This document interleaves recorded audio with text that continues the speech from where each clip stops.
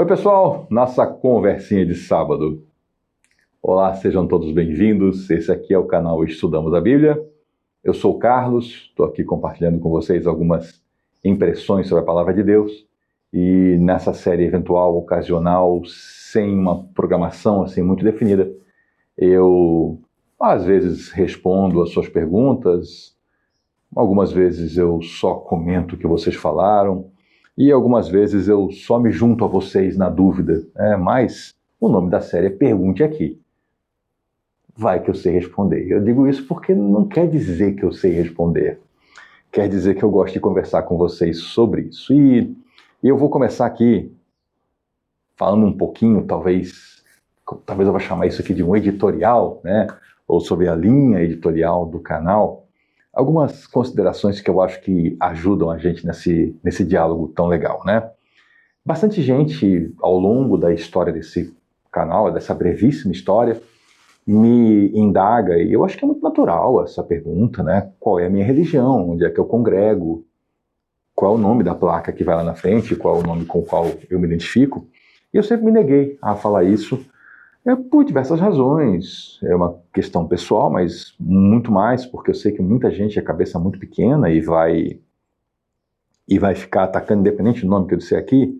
Mas também tem uma outra questão, Como muita gente tem a compreensão bastante limitada, se eu disser que eu sou da igreja do Divino Celular, que parece uma fita cassete, as pessoas vão achar que eu estou falando em nome da igreja do Divino Celular, que parece uma fita cassete. E que tudo que eu falo são emanações oficiais dessa igreja. Eu não sou pastor, Eu sou só um cara que tenta viver uma vida cristã, e aí eu tenho um tempo de caminhada, estudo a Bíblia, as pessoas me pedem para compartilhar, eu compartilhava isso no bate-papo, virou depois sala de aula na igreja, e depois virou canal de internet, E eu não falo em nome da igreja.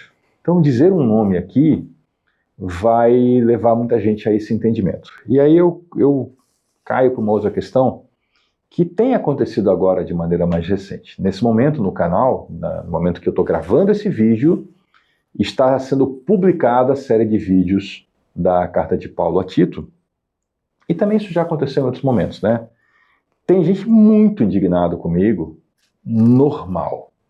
Você nunca vai se expor publicamente, expor o seu conteúdo sem que haja gente indignada com você.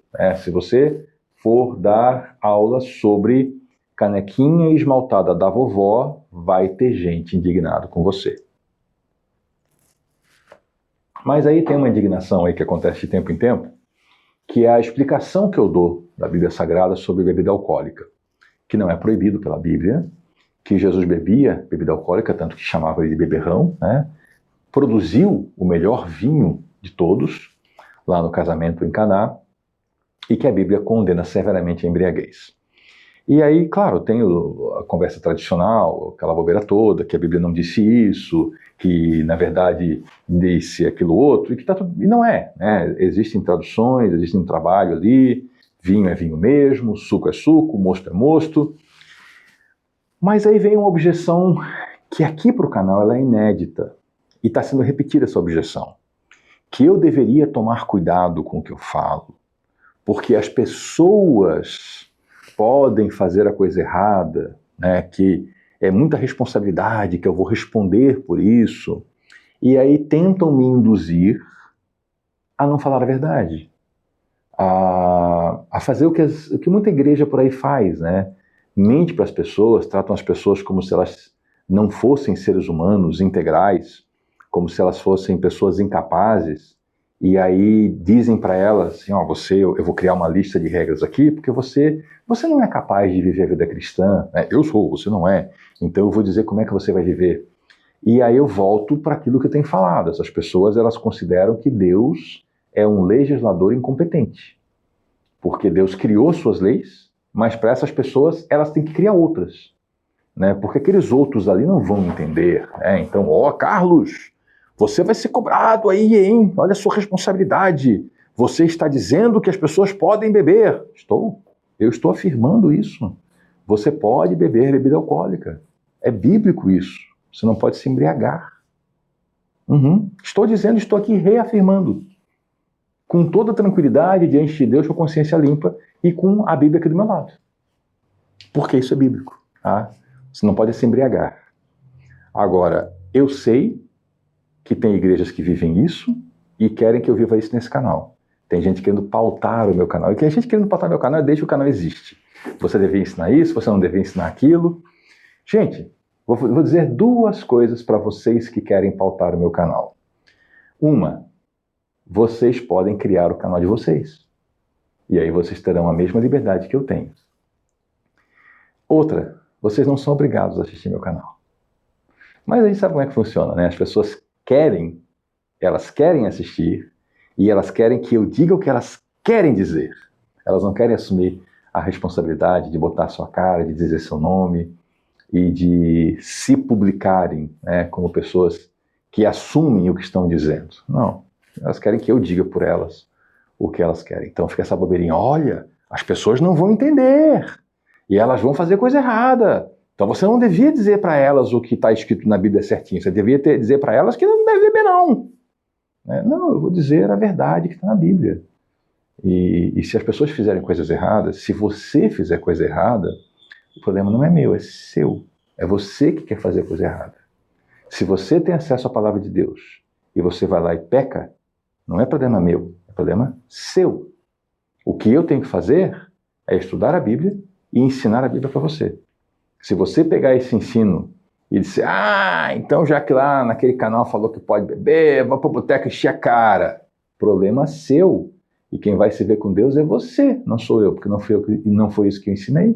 E eu também não vou torcer a palavra de Deus, não vou aqui distorcer a verdade para agradar grupinhos religiosos que têm problema. Para isso você já tem a sua igreja problemática, que falsifica o Evangelho de Cristo, que impõe sobre as pessoas uma carga que o Senhor não impõe, que mentem para as pessoas, que impõem sobre elas pesadas cargas que vocês nem com o dedinho mindinho querem empurrar. Já tem vocês.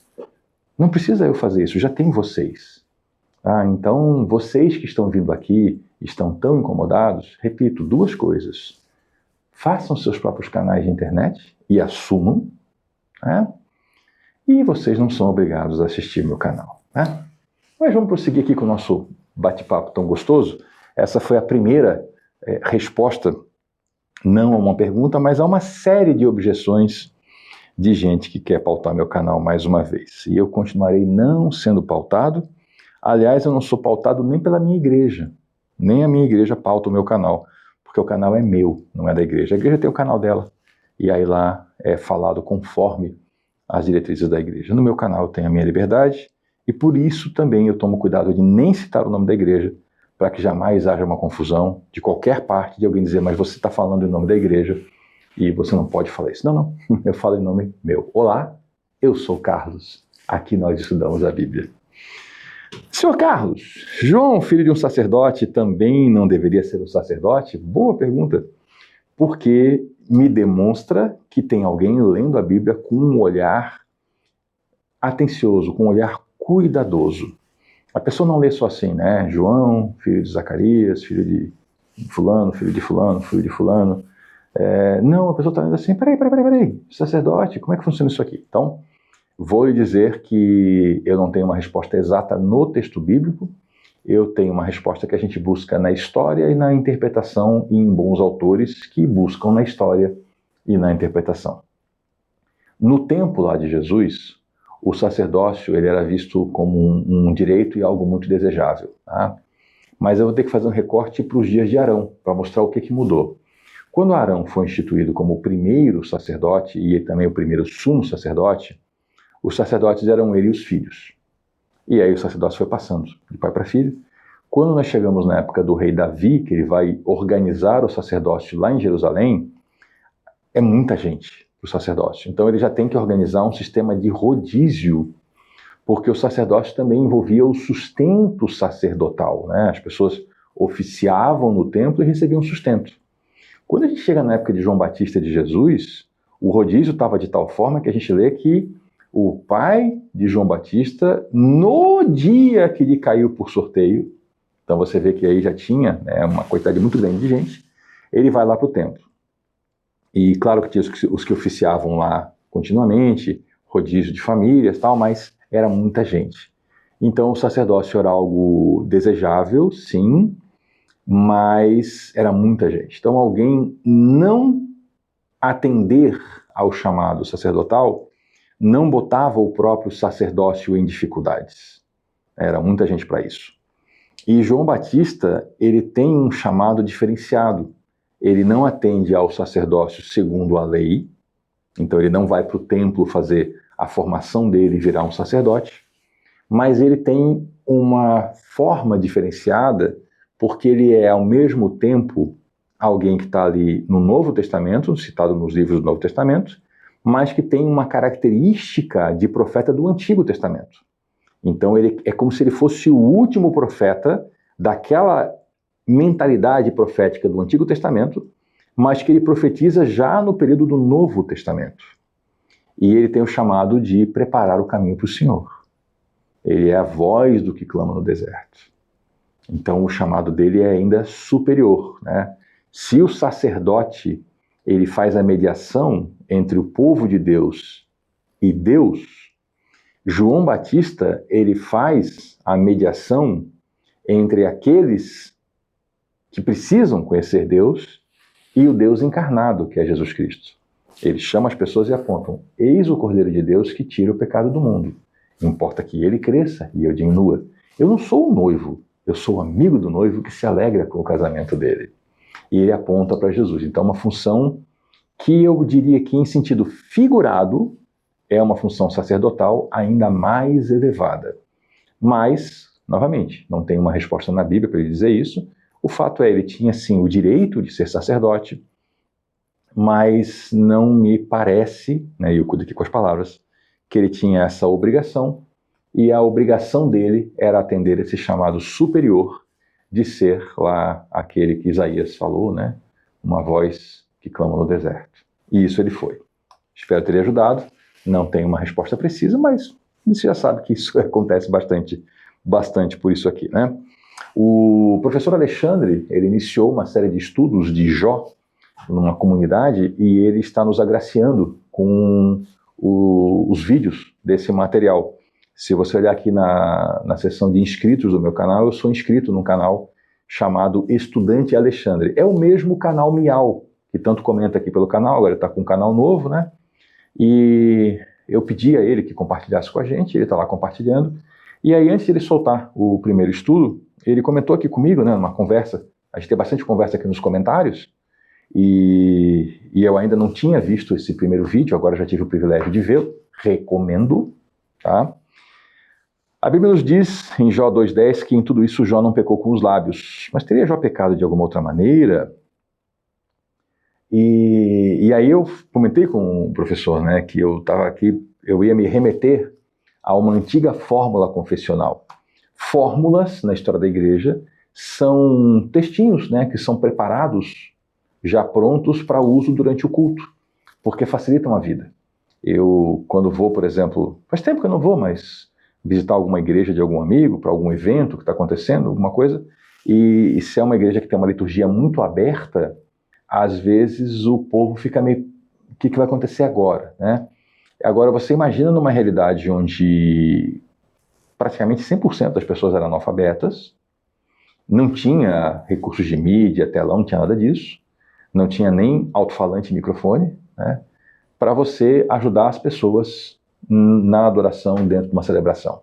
Então, o que se fazia? Uma liturgia muito bem feita, né?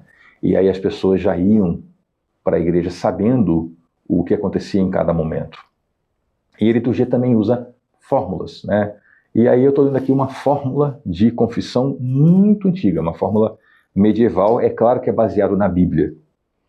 Ó Deus de toda misericórdia, nós te confessamos que, por natureza, somos pecaminosos e impuros e que temos cometido pecado contra ti, por pensamentos, palavras e ações, tanto pelo que fizemos como pelo que deixamos de fazer.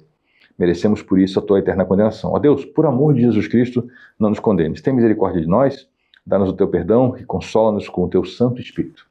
Uma fórmula confessional que remete à Bíblia e fala aqui, né, que a gente peca também por pensamento. A Bíblia fala disso, né? Jesus falou que em olhar para uma mulher com intenção impura, já cometeu o pecado, né? Tem o pecado do ódio, quem odeia seu irmão já é homicida. E tem as omissões, né? Samuel falou lá, eu não vou pecar deixando de orar por você. Olha aqui a questão da omissão. Então sim, tem bastante coisa. Agora, se Jó mesmo cometeu os outros pecados, eu não sei. O texto sagrado ele não diz, ou pelo menos, nas minhas limitações, na minha leitura, eu não percebi no texto sagrado outras coisas. Mas gostei muito da abordagem que o professor Alexandre fez lá no canal dele. Recomendo mais uma vez, tá? Dê uma clicadinha aqui no meu canal, na aba inscritos, ou procure aqui nos comentários, o professor Alexandre sempre comenta, aí você acha lá o canal dele. É o canal Estudante Alexandre, tá? E ele colocou já o primeiro estudo lá, o primeiro estudo do livro de Jó. Espero que ele também compartilhe conosco outros estudos para que a gente também possa prosseguir aprendendo. E, aliás, eu espero que muito mais gente, né, poste o seu material na internet. Nós precisamos de estudos da Palavra de Deus. Isso é um tema tão importante, tão importante. Até hoje mesmo, né, agora de manhã, enquanto eu gravo esse vídeo, eu vi um comentário do professor Alexandre, ele estava lá falando sobre como que as pessoas não conhecem a Bíblia, né? E aí eu vou aqui trazer para você esse breve comentário para incentivar você a estudar a Bíblia. Uma ocasião Jesus falou, outra ocasião um mestre da lei falou, né? Quais são os maiores mandamentos? Amar a Deus sobre todas as coisas, de todas as forças, de todo entendimento, e amar ao próximo como a si mesmo. E aí o professor Alexandre ressaltou, e eu trago aqui para vocês também, que existe um erro muito frequente, que é dizer que Jesus resumiu dos 10 mandamentos, ele resumiu uma parte em um e uma parte em outra, que ele pegou os 10 mandamentos e fez esses resumos. E isso está errado, isso não vem da Bíblia. Na verdade, ele pegou um mandamento que está nos 10, um outro mandamento que está num outro trecho lá em Levítico, que é amar o próximo como a si mesmo, e apontou esses dois como os mais elevados. Então veja que as pessoas não conhecem a Bíblia e acham que Jesus ali fez um resumo de um trecho, de uma parte dos 10 mandamentos, ao dizer, amarás ao próximo como a ti mesmo. E não sabem que ele pegou, de fato, um mandamento listado lá na lei de Deus no Antigo Testamento e apontou, esse é um dos maiores mandamentos. Então, realmente falta conhecimento e aí gera esses erros, né? E aí outros. Então, incentivo você a ler a sua Bíblia, a estudar a sua Bíblia, porque aí você vai evitar cair no erro. Vamos lá. Nossa irmã aqui me pergunta, né, sobre um verso muito específico, né, Mateus 6:27, e ela traz aqui um contexto na conversa, tá? Então, meus irmãos, o caso aqui é o seguinte. Jesus falou e perguntou, quem que pode acrescentar côvado da sua vida por preocupações? Côvado é uma medida de distância, é a ideia da vida como uma caminhada. Então eu vou aqui criar uma outra figura para você, 1 metro. Você está caminhando pela vida. Por ficar preocupado, você acrescenta 1 metro na sua caminhada? Você acrescenta um dia na sua caminhada por ficar preocupado? O contexto ali era a preocupação com o sustento. Obter comida, obter roupa, obter moradia. Preocupação que a gente tem, né? E o Senhor falou, não, vocês não acrescentam nada. Olhem aí os pássaros, olhem os lírios, né? Mas a gente tem outras questões, que é o que a irmã traz aqui, né? Restrições alimentares para preservar a saúde. No caso, minha irmã aqui tem um problema de saúde e aí tem coisas que os médicos recomendam que ela não coma. Eu mesmo tenho restrições alimentares, tem coisas que eu não devo comer. E eu sigo. Mas não é isso uma preocupação para prolongar a minha vida por causa do sustento. Na verdade, eu estou querendo não encurtar a minha vida por me envenenar. Porque certos alimentos, para mim, são veneno. Então eu não quero encurtar a minha vida me envenenando e eu não quero ter uma péssima qualidade de vida consumindo esses alimentos que para mim são veneno. Eu estou usando aqui o termo veneno para dizer que me fazem mal, né? Então eu respondo aqui para minha irmã que os cuidados com a saúde, eles são para que a gente não encurte a vida e não tenha uma vida de baixa qualidade. O que Jesus falou em Mateus 6:27 é não encher a cabeça de preocupações com o sustento, como se isso fosse prolongar a vida. Não vai. Aliás, eu vou juntar aqui os dois temas. Muita gente está encurtando a sua vida por ter sustento, né? Se enchendo, abusando de alimentos e com isso criando problemas de saúde. Então veja que são dois temas distintos. Eu não sei o que a irmã fará, mas eu continuarei seguindo a recomendação médica de não usar certos alimentos porque eles fazem mal para a minha saúde. E eu creio que eu estou com isso, sim, obedecendo a Deus, porque eu não devo ser descuidado com as bênçãos que Ele me deu. E uma das bênçãos foi ter uma vida saudável. Já que Ele me deu essa saúde, tenho problemas de saúde? Tenho, mas aqui estou falando com vocês. Eu não quero desperdiçar essa bênção usando alimentos que eu sei que me farão mal. Ao mesmo tempo, eu não quero encher minha cabeça de preocupações. Será que eu vou ter alimento? Será que eu vou ter roupa? Será que eu vou ter isso? Será que eu vou ter aquilo? Ele ensinou. Não põe essa preocupação na tua cabeça. Basta cada dia o seu próprio mal.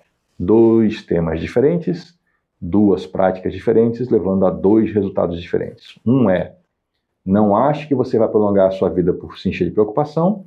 E outro é, não encurte a sua vida e não tenha uma vida ruim por adotar práticas que você sabe que fazem mal para você. Certo?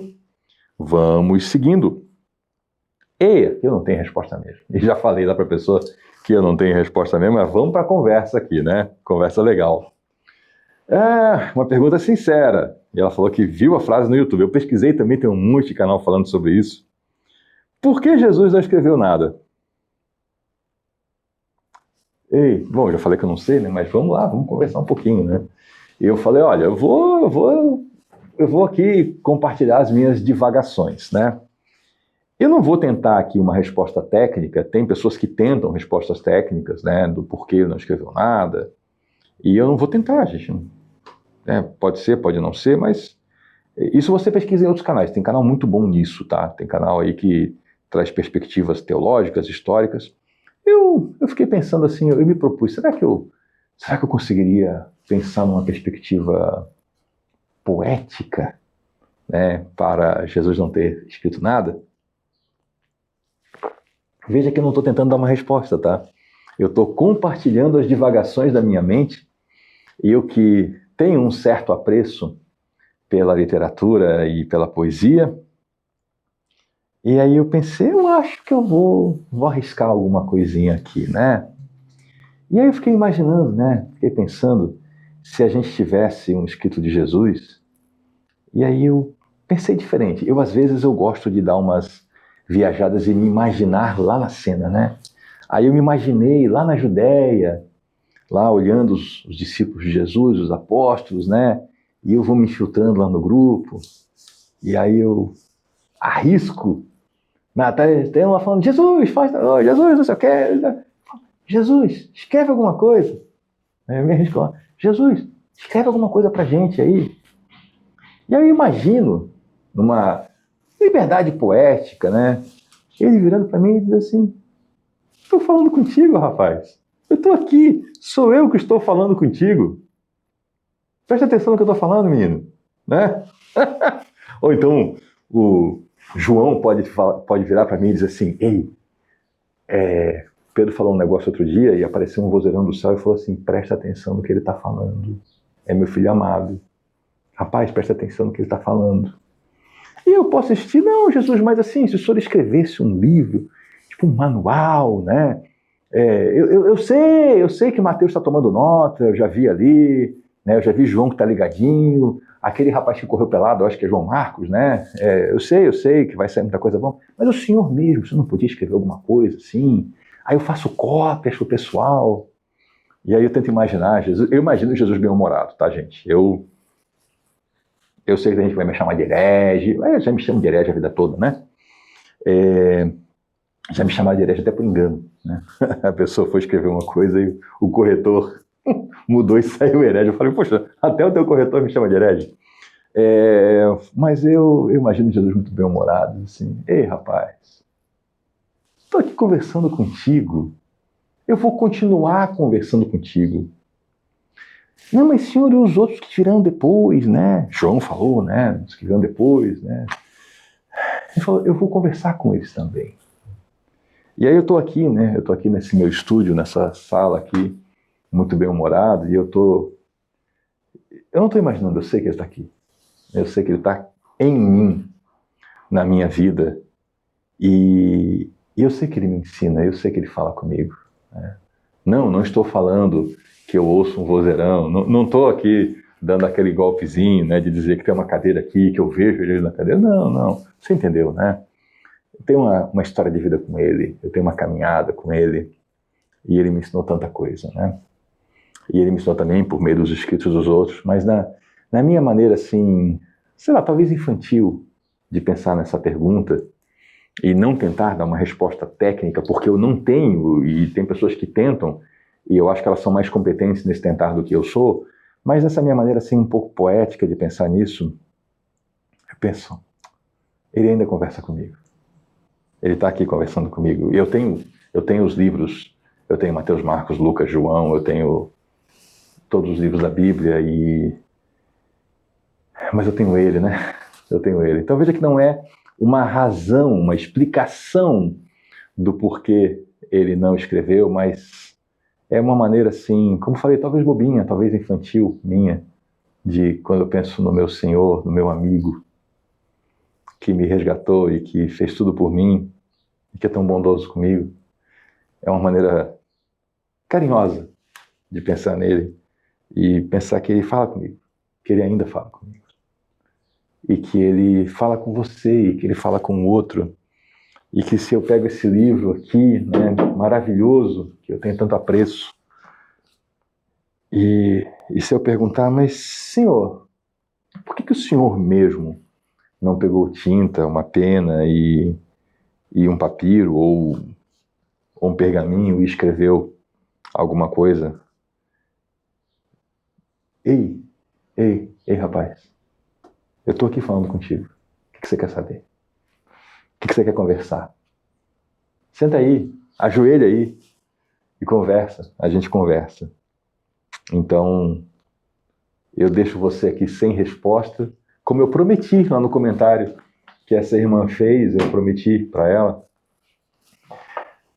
que eu não tinha uma resposta, mas eu ia compartilhar os meus devaneios. Então aqui estou compartilhando os meus devaneios com você, sem lhe dar uma resposta. Então, conforme prometido, não tenho uma resposta, mas compartilhe um pouquinho da minha visão, talvez bobinha, talvez infantil, mas é a que eu tenho.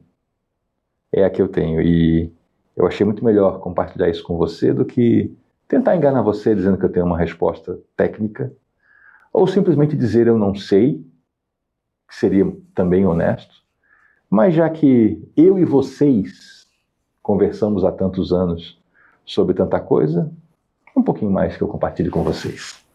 Obrigado pela ótima pergunta, obrigado pela oportunidade de me deixar bater esse papo, e até o professor Alexandre entrou na conversa também e falou que também achava que eu ia por aí, né? Que era essa expectativa, que eu não ia tentar cravar uma resposta, mas ia compartilhar aqui um pouquinho da minha cabeça, dos meus devaneios. Então, feito isso, vamos lá. Deixa eu tomar uma aguinha, né? Eu tô amanhã inteira aqui gravando. Hoje é de manhã, eu tô gravando, e eu já gravei vários vídeos hoje, então aguinha para ajudar a garganta.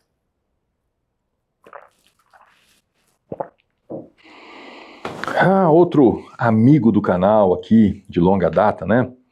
Temos aí, eu já citei o professor Alexandre, a irmã Elisete, que perguntou ali agora há pouco sobre a questão de se preocupar, né, com o futuro. Agora aqui, um irmão que atende aqui por Visionário do Gueto, está com a gente também há muito tempo.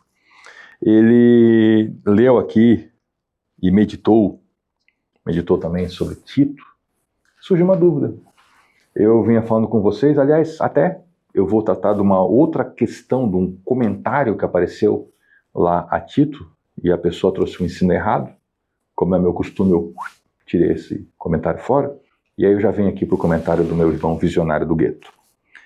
A pessoa disse lá que eu estava errado no ensino, né, e não é assim, e aí bateu de novo nos problemas lá de bebida, que é isso, que é aquilo, e o outro lá falou da questão de marido de uma só mulher, que a questão não era o divorciado que se casa de novo, mas era da bigamia ou da poligamia.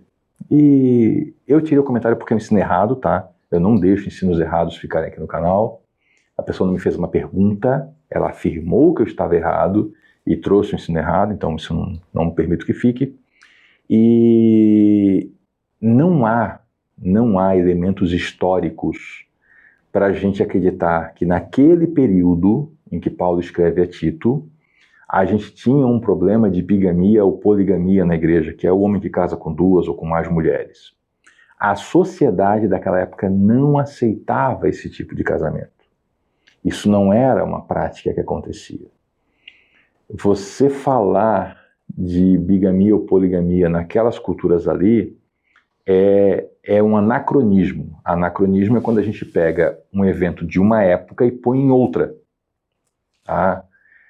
Ou então é até uma transferência cultural. A gente pegar uma coisa que acontecia em outra cultura e tentar encaixar naquela. Né? A gente tem fontes históricas para consultar. E aí eu quero ressaltar para vocês que o trabalho que eu faço aqui no canal, ele não é um trabalho de opinião. Tá? A minha opinião, quando eu dou, eu falo assim, ó, na minha opinião, eu sei que a minha opinião não conta nada. Eu costumo dizer isso, né? E é autêntico, eu sei que a minha opinião não conta. Aqui não é um canal de opinião. Aqui é um canal de estudo. E se você for fazer um canal de estudo, você for consultar um canal de estudo sobre iluminação, por exemplo, estou aqui olhando para a minha luz aqui que me ilumina nesse estúdio, você vai ver que tem questões que são técnicas e que tem certo e errado. Se você pegar um equipamento que é feito para funcionar em 12 volts, se você ligar no 220, é técnico, vai queimar. Agora tem opinião. Tem opinião sobre como usar as luzes, a atenuação, cor e tal. E o meu canal aqui, Estudamos a Bíblia, é um canal que não é de opinião. Então não é assim, eu vou dizer para vocês porque eu acho que é melhor. Eu me baseio em estudo e eu sigo livros técnicos. Tá? Então é isso, é estudo da história. Se a história não corrobora a ideia de que a gente tinha bigamia e poligamia, eu não posso usar essa interpretação, porque eu não tenho um corroborar histórico. Tá? Isso é importante. Eu sei que esse tema é doloroso para muita gente, tá?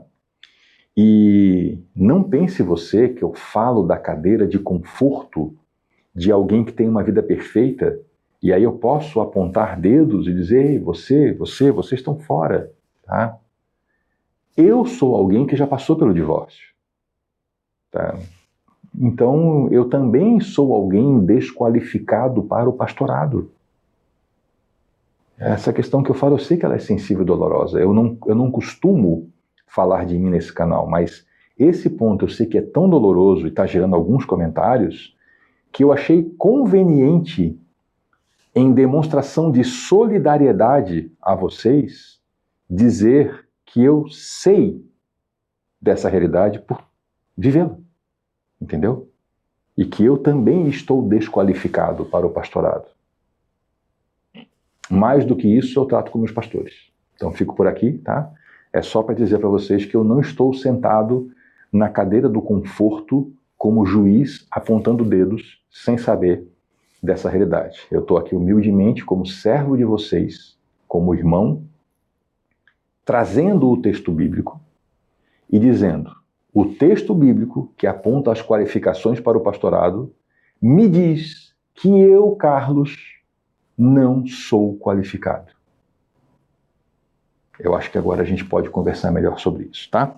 Então, essa questão tá... Eu investiguei mesmo, senão seria o caso de Paulo estar dizendo assim, olha, quem quer ser pastor, quem quer ser presbítero, né, não pode ter bigamia, quando ele escreveu que seja marido de uma só mulher. Não é uma prática que a gente tinha naquele período e a história da igreja sempre entendeu isso como sendo assim, ó, não pode ser alguém que se casou, se separou, casou com outra mulher. Não pode. É uma preservação da comunidade. Falei lá no vídeo, mas talvez você não viu, Tito, tá? Capítulo 1. Isso é para preservar a comunidade. Não é uma desqualificação do ser humano divorciado. O ser humano divorciado, ele se resolve com Deus por meio de arrependimento e perdão. Agora, o pastorado é o cuidado com as ovelhas. Aí a conversa é outra. Então, eu sou alguém que estou em Cristo. Isso é minha relação com Ele. Ao mesmo tempo, eu sou alguém desqualificado para o pastorado. Pastorado é a relação com a comunidade, é o cuidado das ovelhas do Senhor. Ali a conversa é outra. Marido de uma só mulher, que administre bem a sua casa, que tenha filhos crentes, que não seja cachaceiro, em linguagem contemporânea, né? Alguém que não se embriaga, e por aí vai, tá bom? Aí eu acho que agora eu posso entrar melhor na conversa aqui com meu irmão. Ele disse que ficou aqui matutando, e eu também matutei muito nesse tema antes de soltar esses vídeos, tá? Então que bom que nós estamos nesse matutar juntos, porque o tema faz a gente coçar a cabeça, né? Ele perguntou assim, para outros cargos eclesiásticos também tinha que ser marido de uma só mulher? Aí eu vou falar um pouquinho sobre cargos eclesiásticos, coisinha rápida, tá? A gente tem uma dificuldade que a Bíblia fala, ela usa as palavras diácono, ela usa pastor, ela usa presbítero, ou bispo, né? E tanto hoje quanto naquela época, em lugares diferentes, na mesma época ou em épocas diferentes, essas palavras têm significados diferentes. Por exemplo, diácono. Tem gente que fala, não, diácono é aquele cara que serve as mesas, então depois ele virou aquele que trabalha na igreja, que isso, que aquilo. Tá, mas Paulo aplica diáconos em grego a ele mesmo, se eu não me engano, a ele e a Silas, quando ele escreve uma carta. Paulo não era dos que servia a mesa, dos que prestava serviços auxiliares na igreja. Então tá vendo como os termos são complexos? Mas tentando fazer uma boa interpretação, o que eu vejo é que, quando Paulo escreve para Tito e para Timóteo também sobre as qualificações, ele está apontando para aquelas pessoas que vão ocupar funções que, de uma maneira ou de outra, hoje a gente chama de pastor. Tá? Porque se eu vou falar em presbítero, por exemplo, eu já fui presbítero de uma igreja. Era uma função eletiva. Se elegia alguém para um mandato de 2 anos, para fazer parte do conselho da igreja, que era o presbitério. Em outra igreja, presbítero é uma função vitalícia, uma vez que você é chamado para o presbitério, é para a sua vida, né? Em outra igreja não tem essa função. Presbítero é uma outra forma de falar do pastor da igreja. Porque no texto bíblico também tem isso, né? O presbítero, o ancião, também tem isso. Então, o que eu vejo que Paulo fala das qualificações ali, ele está apontando para essa função que, de uma maneira geral, a gente chama hoje de pastor. Então, é disso que ele está falando. Ele não está falando daquelas outras funções. Por exemplo, eu já fui secretário da igreja. Eu cuidava da secretaria, eu cuidava dessa parte burocrática, administrativa. A Bíblia não fala sobre isso. Por exemplo, eu conheci uma pessoa que ele era pastor de uma igreja, tinha esse título, pastor, e o que ele fazia na igreja era cuidar do estacionamento e da segurança da igreja. E para isso ele recebeu o título de pastor. Ele foi chamado lá na frente, foi designado para o pastorado, e o pastorado dele era esse. Então, apesar do nome ser pastor, a função que ele exercia era uma função administrativa que em outras igrejas eles chamavam de porteiro, segurança, ou em outras chamava de diácono. Eu me refiro aqui ao pastor, aquele que está lá, que ele administra os sacramentos, né, que é o batismo e a ceia, que ele oficia lá o culto, faz a liturgia, dirige a liturgia, né, melhor não faz, dirige a liturgia, e ensina a palavra de Deus e é o responsável pelo ensino naquela comunidade ali. Falo desse. O que Paulo está falando é sobre essa função. É sobre essa função que ele está falando, tá? E sobre as outras, ele não está falando. E aí a gente cai numa outra questão, tá? Que é o seguinte, se a Bíblia não falou sobre isso, a gente fala? Olha só, a Bíblia não falou sobre internet. A Bíblia não fala sobre banco na igreja. A Bíblia não fala sobre um monte de coisa aí, a gente faz. O que a gente não pode é confundir e criarmos regras e dizermos assim, ó, assim diz o Senhor. Não dá. Aí não. Agora, igrejas, para fazerem uma boa administração, uma boa gestão, podem criar regras. Então, uma igreja pode entender que para a boa administração da igreja, para o bom cuidado com o rebanho, ela instituirá presbíteros, que serão pessoas que vão fazer funções auxiliares ao pastor. E essa igreja pode entender assim, não, peraí, essa pessoa vai agir por delegação do pastor, ela vai inclusive ser responsável pelo ensino, em alguns momentos, sob a supervisão do pastor. Então ela também tem que cumprir os mesmos requisitos para o pastorado. É uma forma de administrar. Veja que a gente está indo para o além do que diz a Bíblia, mas ainda dentro daquela ideia, precisamos cuidar do rebanho do Senhor, porque ele não é nosso. Ele é do Senhor, então a gente tem que saber como conduzir isso. E aí é um campo com muito cuidado, com muito amor, porque, como uma vez ouvi um pastor, quando a gente entra no coração das pessoas, nós estamos entrando em solo sagrado, então a gente tira as sandálias para entrar no coração das pessoas. E quando eu falo sobre pessoas, sobre suas famílias, sobre sua condição familiar, eu tenho que ser muito delicado ao falar, porque eu posso estar mexendo em feridas maiores do que eu imagino. Por isso, meu cuidado é dizer, nós estamos falando aqui do cuidado com o rebanho do Senhor. Não estamos falando que você é desqualificado como ser humano ou como cristão. Certo? Então, vamos lá. Mesmo a pessoa avança um pouquinho, mesmo o irmão avança um pouquinho na pergunta. Se a pessoa tem um chamado para ser pastor, no caminho acontece o divórcio, esse chamado como fica? Bom, eu começo aqui já mexendo um pouquinho na pergunta, E eu entendi a pergunta do irmão, até porque eu já conheço muitas perguntas desse irmão e percebo um pouco ali da sua maneira de se expressar. Que não é um sacana, é um irmão. Porque tem gente que a gente já sabe que é um sacana, aqui não, aqui é um irmão. Mas com muito cuidado e carinho eu digo assim, olha, o divórcio não acontece. Pelo menos uma pessoa tomou a decisão de romper uma família. Então o divórcio não acontece. Acontece o quê? A pessoa pega gripe. Isso acontece. Acontece uma morte.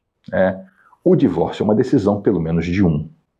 Mas eu vou pegar essa pergunta e levar ela adiante, entendendo o seguinte, eu imagino um pastor que a esposa dele decide cair fora e abandoná-lo. Aí, para ele, o divórcio aconteceu. Ele não provocou. Coisa dela. E aí? Como é que fica? Como é que ele fica nessa situação? Essa pergunta, e um bocado das próximas aqui, eu vou lhe dizer o seguinte. Entramos naquele campo em que precisa-se de um tratamento pastoral. Esse pastor teórico, se ele existir, vai precisar se sentar com o pastor dele para tratar desses temas. É muito específico e tem detalhes demais para ser tratados para eu poder falar disso em tese. Entendeu? Em tese. Como é que essa pessoa está? Como é que estão as emoções dele? Se eu estou falando de uma pessoa completamente inocente, mas que está em frangalhos, como é que essa pessoa vai continuar no pastorado? Não sei. Talvez ela precise continuar. Talvez o seu pastor lhe diga, opa, dá um tempo agora, vamos dar um tempo agora. Eu não sei. É muito detalhe para ser tratado. E aí eu volto a lhe dizer, como eu já disse em outras ocasiões, eu não sou pastor. E se fosse, não seria o pastor de vocês aqui pela internet. Então essa questão, esse pastor, em teoria, teria que se sentar com o seu pastor e abrir a vida e conversar. É complexo demais para eu poder dizer em tese o que ele faz, Mas já digo que eu não encontro nas páginas da Bíblia uma desqualificação ao pastor que é abandonado. Não encontro. Não encontro um texto dizendo assim, olha, aquele que está no ministério, se for abandonado, ele deve sair do ministério. Não encontro nada que aponte nessa direção, tá? Então, aí nessa tese eu posso falar. Por aí. E se o pastor casado, exercendo o pastoreio, descobre uma traição? Volto a esse ponto. Como é que ele está? Desqualificado, não me parece que ele está, não. Não vejo isso na Bíblia, ele está desqualificado porque foi traído. Mas ele pode estar desqualificado em outras coisas. Ele pode estar desqualificado, por exemplo, na resposta que ele dá a isso, ou dentro desse processo de destruição familiar, ele era alguém agressivo, ele era alguém que fazia mal à sua família, ele era alguém que não cuidou da sua casa.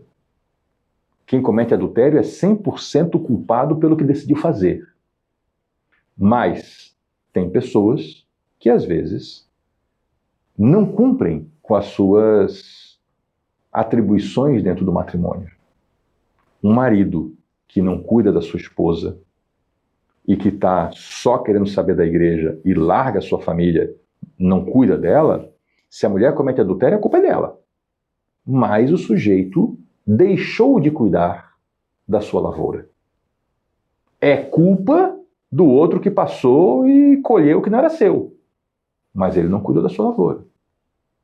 Então, é muito específico. Agora, em tese, não encontro no texto bíblico uma desqualificação para aquele que é vítima, ainda por cima.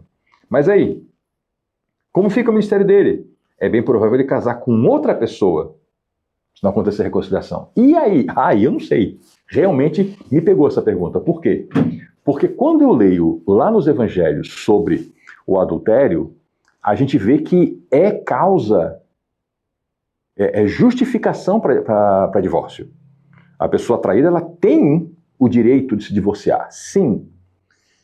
Mas quando eu leio em Tito e Timóteo sobre o matrimônio em relação ao pastorado, a gente vê que quem está no pastorado só pode ter um casamento, né?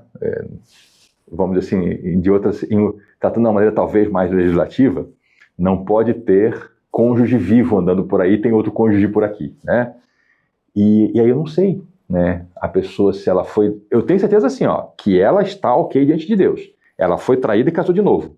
Esse casamento é santo, é justo, é tudo ok, porque o casamento anterior foi rompido pela outra pessoa, né?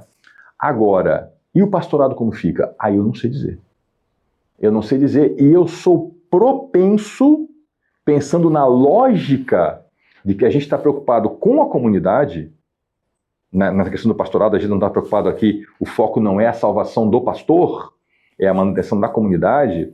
Eu sou propenso a pensar que talvez seja aconselhável a pessoa que se divorciou porque foi traída e está no pastorado, antes de ela contrair matrimônio, ela se afastar do pastorado. Tomar essa iniciativa e dizer assim, eu vou seguir outra profissão por preservação da comunidade. Talvez. É uma possibilidade. Sou muito inexperiente nesse assunto para poder realmente dar uma opinião, né? E como eu disse aqui, não é um canal de opinião, é um canal de Bíblia. Na Bíblia eu não encontro uma resposta cravada para isso. E aí volto para a questão pastoral, né? Eu acho que isso aqui tem que ser sentado para conversar. É assunto delicado demais, gente. Quando a gente fala do coração humano, pega. É bem complicado. Antes de eu partir para as outras perguntas, tá? Quero fazer um adendozinho aqui. Dentro das minhas funções que eu tive na caminhada cristã, eu já exerci o aconselhamento, tá? É muito difícil, gente. É muito difícil você ajudar uma outra pessoa a caminhar. Isso é muito delicado. É muito fácil fazer besteira. É muito fácil ser inconsequente e dizer vai e faz alguma coisa quando quem vai pagar o pato não sou eu, é o outro. E aí quando a gente tem essa noção, fica muito difícil abrir a boca. Fica muito difícil. A coisa que eu mais fiz como conselheiro foi ouvir. Foi escutar. As pessoas às vezes queriam muito mais desabafar com alguém. E orar junto. E tinha gente que me dizia, puxa, obrigado, você me ajudou demais. E eu pensava, não falei nada. Quer dizer, não falei no sentido de eu não disse faça isso ou faça aquilo. E é o que eu tinha que fazer mesmo. O que eu tinha que fazer era ouvir a pessoa, o desabafo dela, me colocar ao lado dela em compaixão e orar junto. Então, quando a gente fala aqui em divórcio, gente, para quem leva a vida a sério, esse é um tema delicado demais. Esse é um tema doído demais para falar sobre ele. Então, eu falo sobre esse tema com muito cuidado. Gente, como dá dó quando eu vejo aí líderes, pastores, né, que nunca experimentaram a dor de uma ruptura. Sabe, o cara que não teve nenhuma namorada que sacaneou ele para ele saber a dor desse negócio, né? E aí criam legislações novas na cabeça deles e oprimem pessoas e ferem pessoas, sabe, com aquele ferro em brasa, crava lá no peito do outro e acusa e fala que é um desqualificado e fala sem amor nenhum. sabe o que me dói? É que tais pessoas, eu não sei se é estatisticamente ou não, mas na minha observação, eu já vi tantos deles passarem pelo divórcio e ficam doidinhos, gente. Mas fica sem rumo total. Porque a pessoa criou uma régua e uma regra que não é bíblica. E ela condenou muita gente por essa regra e por essa régua. E daqui a pouco ela está lá. Sabe, ela criou uma caixinha e escreveu assim, inferno, e ela botou o nome de muita gente lá dentro. E um dia ela olha e está lá com a letra dela, o próprio nome colocado na mesma caixinha. E aí perde o rumo. Perde o rumo, alguns largam a fé. É muito triste. E assim, até comentava isso com a minha esposa ontem, eu não sou uma pessoa muito experiente na vida, não tenho idade suficiente para isso, mas eu procuro ser observador e algumas coisas, para mim, elas são quase matemáticas. Eu olho, falo, vai dar, vai acontecer, porque eu sou genial, eu só observei. Eu já vi 50 pessoas fazerem aquilo e dar aquele resultado. Aí vem o cara e faz aquilo, eu já sei onde é que vai dar. E a pessoa acha, não, comigo vai ser diferente. E aí quando eu vejo esses pregadores assim, cheio de ódio, aquela raiva, e condena, e bate nos divorciados, né, com aquela vontade, eu olho para aquilo assim, normalmente gente que faz isso é gente que tem já suas dificuldades no seu casamento. Sendo homem, eu estou falando muito de homem, tá? Porque essa é a minha perspectiva, mas tem as pastoras também, né? Mas na perspectiva de homem, às vezes é aquele cara que não ouve a mulher, assim como ele não ouve a congregação, é aquele cara muito cheio de si, está destruindo o casamento, sabe? E daqui a pouco um foi apanhado em adultério, o outro a mulher cometeu adultério, outra mulher simplesmente falou, não aguento mais essa vida de fachada, na igreja tu é um cara, em casa tu é outro. E eu vou olhando assim, mais um, né? Aí quando eu vejo mais um, filho, para de fazer isso. Olha para tua família e cuida da tua casa. Sabe? Já teve gente, sem sacanagem, tá? Já teve gente que achou que eu era vidente por coisas que eu falei. Falei, não, é que eu já vi 60 pessoas iguais a você. Vocês são muito parecidos. E eu só estou te dizendo o que eu vi nos outros 60. E por acaso você confirmou que você é igual. Não é que eu sou vidente, profeta, especialmente o pessoal muito ligado à superstição, né? Eles têm essa tendência de achar que, nossa, a pessoa acertou, ele é um uau, né? Tem poder espiritual. Não, filho, eu só observei que um monte de gente já fez isso, deu aquele resultado, e eu estou dizendo para você, né? Não sou nenhum profeta se eu digo que se você juntar uma forma, essa farinha, com ovos, com manteiga, com isso, com aquilo, misturar, e você deixar por 2 horas a 300 graus, você vai botar fogo na sua casa. Eu não sou um vidente. É porque eu já vi que as pessoas que acertam o bolo, elas têm um tempo menor, com menos temperatura. Entendeu? Mas é isso que eu queria falar sobre divórcio e casamento, né? Esse cuidado. Cuidado. Então, você, meu irmão, minha irmã, você conhece alguém, né, com problemas de relacionamento, pega leve, tá? Pega leve que você pode estar tocando numa ferida que você nem tem ideia do tamanho. Tá? E falar sobre a vida alheia, gente, não dá não. Gente que passa por divórcio tem que sentar com o seu pastor ou sua pastora, os seus pastores, e cuidar disso lá. Não é cuidar disso publicamente. Não é cuidar disso na internet, não é publicar sua vida, não é dar justificativa para todo mundo. Tá? Se você está passando por uma crise com isso, cuide do seu coração, porque dele procedem as saídas da alma. É a palavra de Deus no Antigo Testamento, repetida por Pedro no Novo Testamento. Então, cuide do seu coração. Não vá ficar dando satisfações da sua vida para todo mundo, cuide do seu coração. Se você precisar, procure seu pastor, sua pastora, para atendimento, para ser ajudado, para encontrar cura do Senhor. Tá bom? Vamos seguir então com a nossa conversa. Prosseguindo, a gente fala de uma dúvida que também foi uma dúvida minha, e eu acho que de muita gente, né, que ama e perde alguém, né, e depois fica se perguntando, poxa, mas essa pessoa tinha certas crenças, certas práticas, e aí? Então vamos lá. Professor, minha mãe era membro de uma igreja que tinha muito misticismo, sempre trazia rosa ungida, tijolo, meia, chave, fronha, óleo de Israel, água, etc. Era dizimista fiel, e será que perdeu a salvação por acreditar nessas coisas? E eu lhe respondo que, por acreditar nessas coisas, não. Mas não compete a mim, nem a nenhum ser humano, julgar quanto à salvação. Nós sabemos que a salvação é pela fé em Jesus Cristo.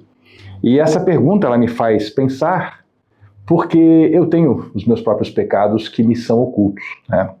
E aí eu penso, puxa, Jesus na Bíblia, quando eu leio, ele morreu por todos os pecados ou só por aqueles que eu tenho consciência? Ele morreu por todos. Lá no Antigo Testamento, o salmista já escreveu, Senhor, quem pode conhecer os próprios pecados? Livra-me todos que me são ocultos. E João escreveu na sua primeira carta, a gente não deve pecar, mas se pecar, temos um advogado que é Cristo. O que me faz pensar que eu e todos os meus irmãos que pecamos por ignorância, nós somos culpados dos nossos pecados. Mas o Senhor Jesus morreu também por esses pecados. Então, já tive conversas bem interessantes com irmãos, né? É muito comum um grupo cristão acusar pessoas de outro grupo e aí dizer, não tem salvação, vai queimar eternamente, porque fez isso, porque fez aquilo. E aí eu falo, bom, aí vamos todos queimar então, porque todos pecamos, né? E todos continuaremos a pecar, infelizmente. E aí alguns querem classificar, não, mas aquele pecado é pior. E a questão não é essa. A questão que eu vejo na Bíblia é a pessoa que está abraçada no pecado, a pessoa que está cometendo pecados que ela sabe que é pecado, né, pecados notórios, e aquela pessoa que ela erra por não conhecer as Escrituras. E aqui é um exemplo. Não preciso dizer o nome, acho que muita gente conhece aqui, pelo menos eu presumo que eu conheço qual é a denominação cristã que faz essas práticas, né, mas pode ter mais de uma. E, de fato, eles não valorizam o estudo, o ensino da Bíblia Sagrada pelos indivíduos, né, pelos membros da igreja. E aí acontece esse tipo de coisa. Então, são várias bobeiras que acontecem no meio cristão. E eu sempre confio na misericórdia de Deus. Procuro fazer o meu melhor, procuro ensinar aquilo que eu sei que é o correto e, novamente, confio na misericórdia do Senhor. Mas vamos falar agora de coisas mais leves, vamos falar de bruxas, fantasmas e demônios, Halloween, né? Aquela nossa conversa que a gente teve recentemente sobre Halloween, dela surgem outras conversas e outras perguntas, né? A pessoa que, irmã, querida, frequentadora deste canal, já deixou muitos comentários aqui super interessantes e várias perguntas que já vieram aqui para o Pergunte Aqui, me pergunta agora sobre fantasma, né? O que a Bíblia fala sobre fantasma? Cita aqui até exemplo de pessoa que disse que viu isso, viu aquilo. E eu, na primeira vez que eu gravei esse vídeo, sim, porque muitas vezes eu gravo um vídeo mais de uma vez, não fico satisfeito, eu gravo de novo. Eu dei umas boas risadas lembrando de mim mesmo e da minha infância, histórias de fantasmas, né? E aí, bom, vamos lá, o que a Bíblia fala sobre isso? A Bíblia fala que quando Jesus estava caminhando sobre as águas, os discípulos pensaram que era um fantasma. E a Bíblia fala que nós não devemos invocar os mortos e que nós não temos contato com o mundo dos mortos. Eu sei, tem muitas pessoas que acreditam que os mortos têm contato com o nosso mundo e que nós temos contato com o mundo dos mortos, mas não é o que diz a Bíblia e eu fico com a Bíblia, né? E aí então, o que acontece? Bom, acontecem várias coisas, né? Uma coisa que acontece é demônio mesmo. Né? Nessa hora agora os meus irmãos neopentecostal vibram. Ah, ele falou demônio! Sim, a Bíblia fala em demônio, né? Tem coisa que é demônio mesmo, irmão. Tem coisa que é demônio para atormentar a vida da pessoa. Mas muita coisa mesmo. Gente, mas muita coisa é só ilusão. É só ilusão. Eu penso nos mestres do ilusionismo, os mágicos, né? Que não são magos, eles são ilusionistas. Eles chamam a sua atenção, né? Vou fazer uma coisa aqui, né? Aqui, lá, tal. E a coisa está acontecendo aqui. Você não viu, e aí quando... mágica, né? Não, ilusionismo. E a vida tem dessas coisas. Tem eventos naturais que botam medo na gente. Tem coisas que são absolutamente explicáveis e que a pessoa não conhece a explicação e ela vê fantasma, né? Nada como a mente humana assustada para fazer a gente ver coisas. Então, não tem fantasma, não tem os mortos voltando para puxar seu pé. E existem essas duas coisas, tá? Fenômenos naturais e fenômenos naturais que a gente ainda não conhece a explicação. E tem demônio também, né? Infelizmente existe opressão demoníaca, isso existe. Mas fantasma mesmo, não tem não. Espíritos que voltam para se comunicar, também não tem não. É isso que a Bíblia diz, né? E aí eu fico com a Bíblia.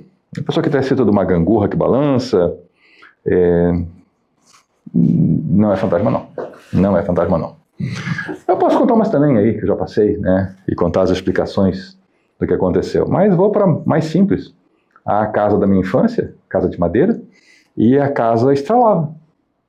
E eu já era acostumado com ela. E eu sei de gente que tem medo, que ouve passos pela casa, né? Casas de madeira estralam. Elas têm a madeira dilata e se contrai ao longo do dia, né? E aí, isso com uma pessoa com medo, ela veio ouvir coisas. Vou contar uma engraçada para vocês, que aconteceu num retiro evangélico, tá? Não era sobre fantasma, mas é o que o medo faz nas pessoas. Eu pratico caminhada, é um exercício que eu gosto de fazer, me faz muito bem, me ajuda a meditar, a pensar. E aí eu estava trabalhando num retiro o que a gente chama hoje de pré-adolescente, né? Crianças ali um pouquinho mais velhas. E eu trabalhei o dia inteiro, eu estava cansado e eu precisava botar a mente em ordem. E aí, final do dia, escureceu, né? O pessoal se recolheu para os alojamentos e eu fui fazer caminhada lá ao redor do ambiente. E você sabe que às vezes gurizada faz brincadeiras, né? E eu comecei a pressentir que ia sobrar para mim, porque sempre que eu passava na frente de um certo dormitório, eu ouvia o pessoal lá dentro conversando, né? E uma hora eu ouvi nitidamente, lá vem, lá vem. E eu pensei, gente, vamos fazer alguma sacanagem, quer ver? Nada mais longe disso podia ser. Eu estava caminhando, era verão, eu estava caminhando sem camisa, com a minha camiseta na mão. Alguém viu um estranho. Eu preciso dizer que eram meus alunos, tá? Todo mundo me conhecia. Mas viram um estranho com uma corrente na mão. E a hora que o primeiro disse que viu um estranho com uma corrente na mão, todo mundo viu. Eles iam para a janelinha, lá tinha uma aberturinha, e os outros confirmavam. Tem um cara estranho aqui, tá com uma corrente na mão. Até que chamaram alguém da organização que estava no dormitório ali, tinha acessos internos, e aí chamaram, não sei o que, a pessoa foi lá, olhou, e aí foi o momento que abriram a porta, e esta pessoa dando gargalhadas, né? Gente, é o Carlos, e a gurizada veio, e risada e tal, eu não entendi nada, e aí me contaram que eles viam um estranho com uma corrente na mão. Então isso é a mente humana pregando peças, tá? As pessoas veem coisas, e aí o medo faz muita coisa, né? Então a pessoa diz, eu vi a mula sem cabeça. O próximo que vai para aquele mato vê uma coisa lá e é a mula sem cabeça, e daqui a pouco todo mundo viu a mula sem cabeça. E não tem mula sem cabeça coisa nenhuma, né? Então, é isso. O medo, ele realmente faz muita coisa. Gente, não precisa ir mais longe. Os 12 apóstolos viram um fantasma caminhando sobre as águas. Era o mestre deles, era Jesus, que eles conheciam. Mas os homens viram fantasma, né? O que a Bíblia fala sobre adquirir coisas antigas? Tem fundamento bíblico, tem problema? Aí já junto com a pergunta da outra irmã, né, que falou aqui, ainda puxando lá do Halloween, né, e ela também falou sobre adquirir coisa antiga, roupa de gente que já morreu, e não tem problema nenhum, né, a Bíblia fala em herança, inclusive, né, que os pais ajuntam heranças para os filhos e coisas se herdam, né? Não tem coisas, não tem essa história de que vai vir uma energia, vai vir um espírito nisso ali. Eu vou para a coisa mais radical possível, tá? Que é você comer uma comida que foi sacrificada num ritual satânico. Não tem problema nenhum, a Bíblia fala isso. Não sei se você estudou comigo isso aqui, mas o pessoal tinha uma dúvida, né? Mandaram para o apóstolo Paulo, que era o seguinte, tinha um templo de ídolo, e para quem não sabe, ídolo é um demônio, né? E o pessoal sacrificava animais lá no templo, eu aponto para cima porque era no alto, né? Era na Acrópole. E aí a carne era vendida no mercado. E agora? Paulo falou, agradece a Deus e manda para dentro. Agradece e come. A oração de ação de graças, ela purifica o alimento. Então você pensa só, a comida não vai só entrar no seu corpo, ela vai compor o seu corpo. Pense que o seu cérebro vai ter ali dentro do seu cérebro partezinhas que vieram daquela comida. Aquilo passou a integrar o que você é, né?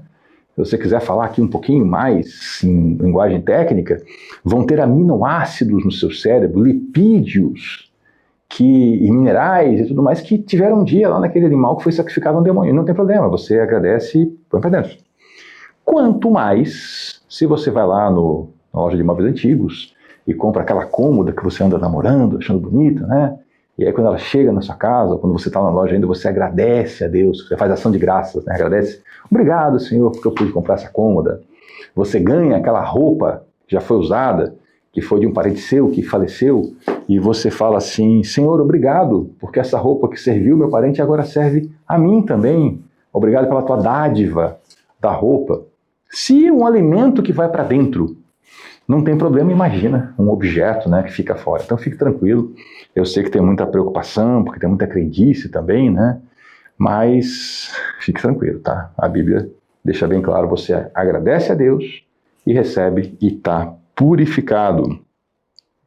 Ainda no Halloween, a pergunta, né? Existem atitudes que podem trazer para a gente espírito maligno? Existem atitudes, né? Por exemplo, a pessoa participar do Halloween pode trazer um demônio para dentro da sua casa. Já falei para quem perdeu ali no vídeo do Halloween, né? E não tem nada a ver com a gente, com o cristianismo, é baseado em práticas pagãs, não tem a ver com a gente, né?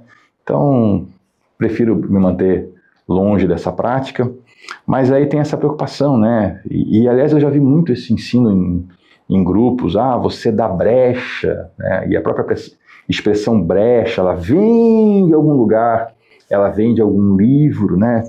É que tem uma literatura que hoje não está muito popular, mas ela, olha, que popularizou-se nos anos 80 e 90, eram praticamente as bíblias, assim dizendo, né, da demonologia, e aí a expressão brecha também vem de lá, e aí as pessoas têm medo de algumas coisas. Eu acho coerente a pessoa fazer a sua pergunta, né?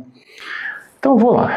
O que eu percebo aqui na leitura da Bíblia? É que se a gente chama, muitas vezes há quem responda. Então você vai mexer com o mundo espiritual, vai invocar coisas, seres, talvez alguém responda. E talvez você arrume, como se diz no popular, né? Sarna para se coçar. Então não invoque. Invoque a Deus somente. Não participe de práticas que, mas é só inocente. Mas você está percebendo que vocês estão invocando, estão chamando por um nome, estão convidando alguém para vir, né? Não faz isso não. Eu estou falando de coisas bem específicas que acontecem em um outro lugar. Agora a pessoa pensa assim, mas eu deixei meu filho participar do Halloween na escola. Será que veio um demônio morar na minha casa por causa disso? Olha, eu acredito que não, né? É feito na inocência, na ignorância, como eu já fiz muita coisa na inocência e na ignorância. Agora, se você tem dúvida disso aí, se você acha que tem alguma coisa, peça ajuda a Deus, ore, rejeite qualquer obra das trevas que você tenha participado na sua vida, e aí você vai dormir tranquilo. Isso é muito mais preocupação do que realidade, né? E a pessoa continua com a pergunta, falando de objetos, né? De gente que diz, eu não vou usar a roupa, né, desse morto, vou trazer maldição da vida dessa pessoa para mim, vai o que essa pessoa fez. Então a pergunta vai bem para essa linha, né? De sem querer eu trago um demônio para minha casa. É sempre sem querer, né? Mas são coisas provocadas, não é assim nessa... Puxa, comprei uma roupa num brechó da igreja e veio lá um demônio junto com a roupa. Não. É muito mais a pessoa que está... abertamente, gente, é a pessoa que está abraçada no pecado, sabe? É o sujeito igrejeiro que está tendo um caso com a vizinha. Esse traz demônio para dentro de casa. Esse traz, sabe? É o sujeito que é muito cristão lá na igreja, mas rouba da firma. Esse traz. Não é a pessoa que, puxa, aquela vez, né, eu participei de uma festa fantasia. Será que eu, sem querer, trouxe um demônio para morar dentro de casa? Não. Esquenta a cabeça, não. E se a cabeça estiver quente, ora. Conversa com Deus e depois põe a cabeça no travesseiro e dorme tranquilo, tá? Mas cuide com a sua vida não ande abraçado com o pecado, que aí sim você vai estar convidando o mal para viver na sua vida, já que você está andando aí, né, de mãos dadas com a maldade. É aquele que vive em pecado. Sei que esse é o que tem que se preocupar. Não essa pessoa que pensa, puxa, tenho aqui uma peça, porque se for assim, gente, se for assim a gente endoida, né? A gente deixa de viver. Se for assim eu posso pensar, já pensou se lá na fábrica desse telefone aqui, a pessoa que fez tal etapa, ela invocou lá um demônio, que todo mundo que usasse esse telefone ia, né?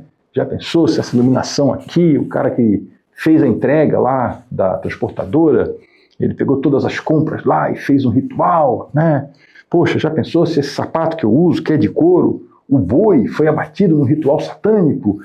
Aí, eu não tô zoando, eu não tô zombando da pessoa que fez a pergunta, tá? Eu não tô zombando dos seus sentimentos. Eu estou falando de coisas que eu já vi acontecer. E a pessoa cai num nível de preocupação, daqui a pouco ela está bloqueada, né? Eu lembro, assim, não é no campo da religião, tá? Mas eu tinha um colega que ele resolveu que ele não ia usar nada que tivesse origem num certo país, por um protesto dele, né? E aí ele acabou descobrindo que ele não poderia mais comprar nada, porque até o dinheiro circulava por aquele país, relações internacionais, o sistema SWIFT, né, de intercâmbio financeiro entre os países. E ele falou, cara, que besteira, a gente não tem como viver isolado, é tudo interconectado, né? O que a gente tem como viver é em santidade, que não quer dizer viver na perfeição, quer dizer que eu não vou aceitar andar abraçado no pecado, mas eu sei que eu vou pecar eventualmente, e aí eu vou pedir perdão a Deus, e se eu pecar sem saber que eu pequei, eu tenho um advogado, que é Cristo, que vai cuidar dessa questão por mim, tá? Então, o que eu digo é, não tenha peso no seu coração, mas se você tiver, você tem um advogado, tá? E ore, fale com Deus. Se você acha que você, de alguma maneira, se envolveu com o que não devia, rejeite isso, tá? E se confie em Deus. E tem um trecho da palavra de Deus que diz que aquele que é de Deus, o diabo não toca. Eu agora esqueci onde é que está escrito isso. Vamos perguntar aqui para a dona internet. Aquele que é de Deus, o maligno não toca. 1 João 5,18. 1 João 5,18, está lá. Então, você é de Deus? Você é de Deus, né? Então, o diabo não toca. O maligno não toca em você. Então, gente, é isso. São essas as perguntas que nós tínhamos para hoje. Obrigado pela participação de vocês. Obrigado pela companhia. Coisa boa estar com vocês. Às vezes eu tenho vontade. Eu vou falar isso aqui para finalizar o vídeo, tá? As perguntas já foram, mas se você quiser me emprestar um pouquinho da sua atenção, às vezes dá vontade de fazer uns vídeos assim, com bastante frequência, sabe? De vir aqui, sei lá, quase todo sábado, bater um papo com vocês, jogar a conversa fora. Dá vontade, sabe? Mas eu me contenho, eu não faço para não perder o propósito do canal, o tempo é limitado, né? Esse vídeo aqui eu estou gravando, depois eu vou ter que me sentar na frente do computador, trabalhar por esse vídeo, para fazer edição. Isso toma tempo, né? E tempo tá escasso. Mas eu tenho vontade de fazer isso às vezes, e aí eu pego uma pergunta aqui e puxo umas conversinhas com vocês aqui para matar essa vontade, porque é muito legal para mim interagir com vocês. Os bate-papos que a gente tem nos comentários, às vezes o comentário vira quase uma sala de bate-papo, né? Porque eu converso com vocês, aí vem outra pessoa, vê a conversa, entra na conversa também, participa, aí a gente conversa tudo junto, né? E outro dia eu estava vendo, assim, vídeo que tinha acabado de sair, aí um comentário, outra pessoa já entrou e comentamos também, e daqui a pouco foi uma baita de uma conversa bem gostosa, né? Então às vezes dá vontade de bater esses papos assim, mas eu puxo aqui, pergunte aqui, para a gente trocar uma ideia vez ou outra, que isso é bem legal. Então digo isso para agradecer a vocês pelas participações que vocês têm aqui no canal, e dizer que eu continuo de pé com os meus projetos, tá? Lembra aquele vídeo que eu falei, não vou fechar o canal, e eu contei os projetos que eu tenho?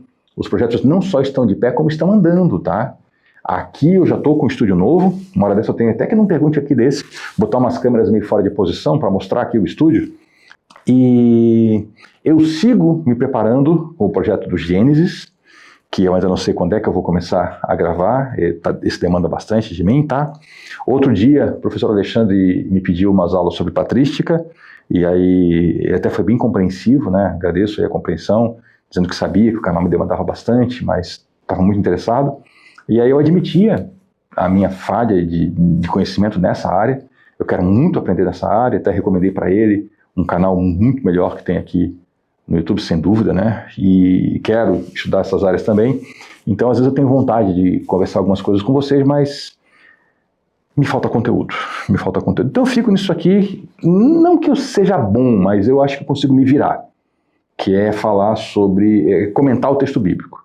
Eu acho que nisso eu consigo me virar, e aí eu converso com vocês. Uma outra coisa que eu puxo aqui no Pergunte Aqui, mas, enfim, esse finalzinho aqui é para agradecer vocês por essas maravilhosas interações que vocês fazem assim, aos montes e vão me ajudando. Muito obrigado, viu, gente? Obrigado mesmo. É tempo bom esse tempo que eu passo com vocês, o tempo no canal. Tem feito a minha vida melhorar. Muito obrigado. Eu não falo tempo do canal, não é tempo que eu estou gravando, não. É quando às vezes eu estou em qualquer lugar, às vezes estou no trabalho, e aí dá um intervalo, vou tomar um café, puxo o celular, olho, comentário no canal, né? Aí eu olho, pô, é tão gostoso, gente, tão gostoso. Assim, não vou falar em percentual, mas quase tudo o que eu leio que é escrito no canal é muito legal. É muito legal. Tem as bobeirinhas de vez em quando, mas aí a gente tira pra lá. Obrigadão, gente, e até o nosso próximo encontro. Segunda-feira estamos aqui de volta com o estudo do Novo Testamento. Deus abençoe você, Deus abençoe sua família. Vá ao seu local de reunião com a sua comunidade, participe do culto, confesse seus pecados a Deus, receba o perdão, participe da Santa Ceia, receba o corpo e o sangue do Senhor Jesus Cristo em você e celebre, e vamos juntos lembrar a morte do Senhor até que Ele venha e celebremos a vida dele em nós. Obrigado, gente. Bom final de semana. Fiquem com Deus. Até a próxima.